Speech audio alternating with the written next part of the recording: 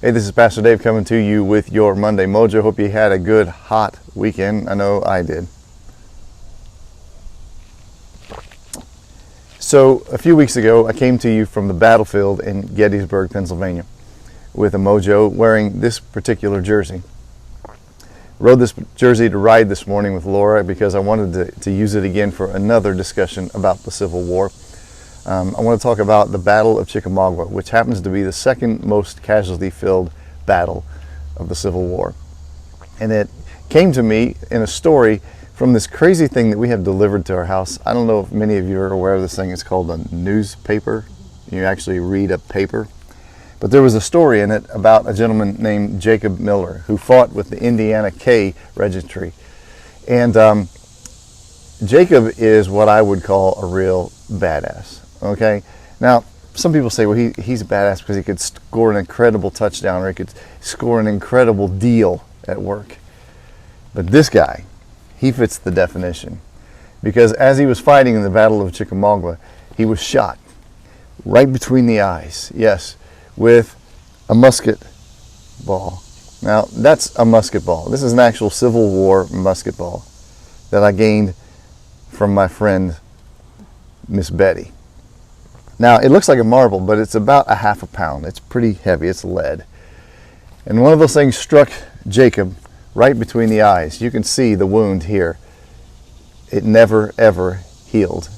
That's Jacob Miller.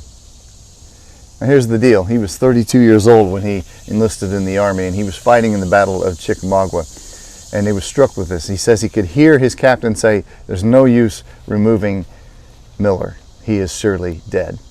Well, he woke up hours later, and he found this wound. He could feel this wound. He started to feel it. Then he realized his left eye was out of place, so he had to put it back into place. But in order to do that, he had to move the bones around that had been broken, and he put his eye back into place and then bandaged it up. His other eye was so swollen that he couldn't see unless he opened the eyelids.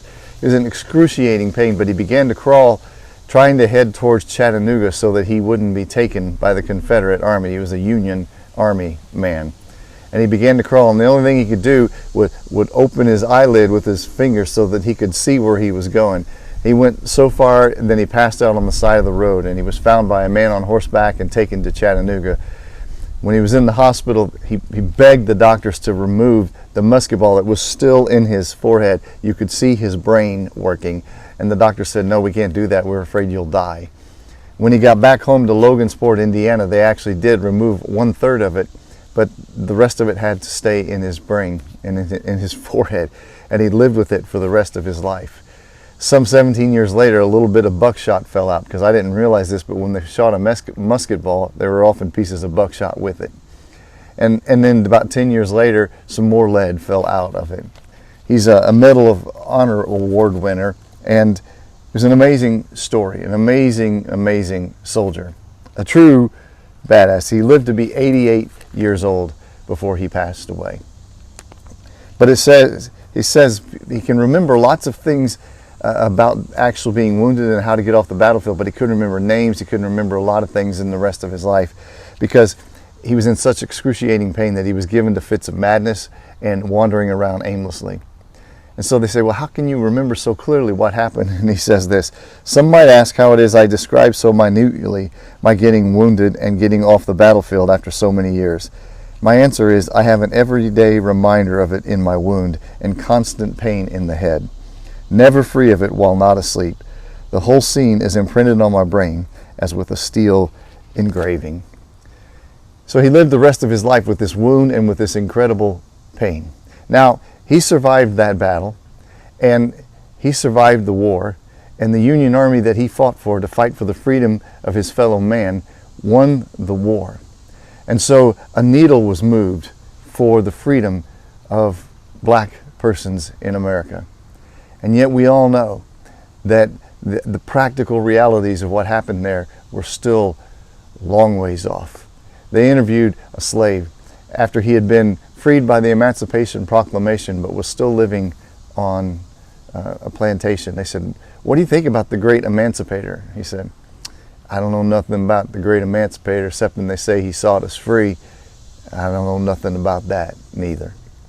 So years and years and years go by, and Martin Luther King Jr. comes on the scene in the civil rights movement, and he fights, and he does it in a peaceful way, in a kind and loving way, but in a forceful way. And the needle gets moved again through the civil rights movement. But even then, even today, we know that some of the practical realities of that were still yet to come. And so I believe we're at a point now in this nation where the needle has the opportunity to be moved again. And yet, I was talking with a black friend of mine who told me that his grandfather once told him that every time there's a significant possibility for the needle to move, for the black people to move up, an uprising, a rising up, the white community changes the way they refer to us in terminology and in speech, and then it all kind of settles away.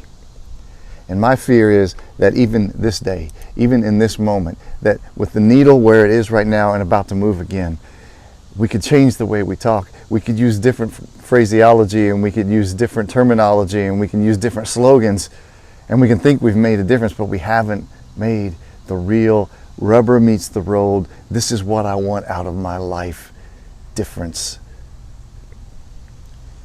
And so we have to decide. Now, you know, none of us individually can change everything for the United States of America, but each of us can decide that we are going to change the way we relate, that we have relationships that are real and meaningful, and that we listen to each other, and we laugh with each other, and we love and live with each other, and we learn about each other, instead of just changing the way we say, or coming up with a new slogan and something to put on a t-shirt and a hat. But we decide that we're going to live together and learn, and laugh, and love.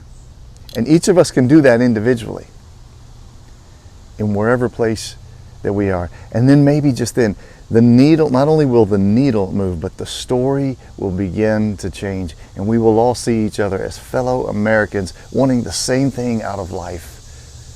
Liberty and the pursuit of happiness, whatever that looks like. So we hear each other's stories. Otherwise, we'll be like Jacob. We'll have this wound, whether you can see it or not, that stays forever, that gives us to wandering around aimlessly, not knowing what we're doing. He won the battle. The war was won. But the practical differences were a long time in coming. So we don't want to just win some kind of word war. But we want to be people who make a difference in how we live with each other. Anyway, that's what I thought as I read about Jacob and his wound and his story and his life. And it made me think we could learn from that. So thanks to Dawn Mitchell from the Indianapolis Star, and thanks to Jacob Miller and his story. And the challenge is for you and I, that we would be friends with all of our neighbors. Anyway, that's your Monday Mojo. Hope you have a good week.